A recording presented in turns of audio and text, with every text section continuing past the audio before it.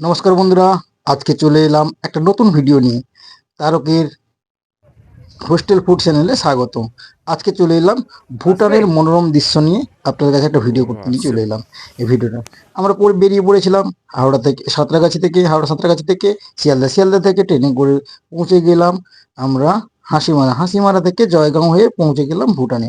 ভুটানে গিয়ে প্রথমে ইমিগ্রেশন করলাম, ওদের রীতি রেওয়াজ অনুযায়ী খুব সুন্দরভাবে উত্তরে পড়েও আমাকে সম্মান জানিয়ে নিল এবং হোটেলে পৌঁছে গেলাম। হোটেলে যাওয়ার সঙ্গে সঙ্গে দেখুন উত্তরে পড়ে ওদের সম্বর্ধনা জানিয়ে নিল, দুবার করে আমাদের সম্বর্ধনা জানালো। এবার হোটেলে ঢুকে গেলাম, ঢুকে যাওয়ার পরে একটু বেডের মধ্যে একটু স্টাইল মারিয়ে নিলাম।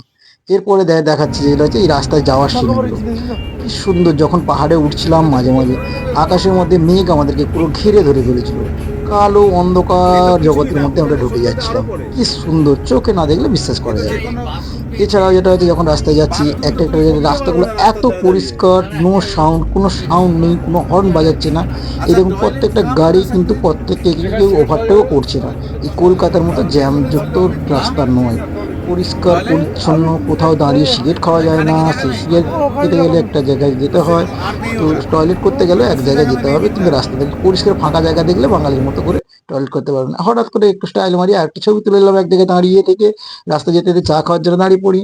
এবারে এইগুলো কিন্তু প্রাকৃতিক সৌন্দর্যগুলো লাস্ট ফার্স্ট দিনেই জাস্ট দেখাচ্ছি যখন থিম্পু যাওয়ার পথে। এগুলো পরবর্তী ভিডিওগুলোতে নতুন নতুন কিছু দেখাবো, ঠিক আছে? এটা থিম্পু যাওয়ার পথে কি কি আছে, থিম্পুতে কি কি দেখলাম সেটা দেখালাম। ভালো লাগলে প্লিজ লাইক কমেন্ট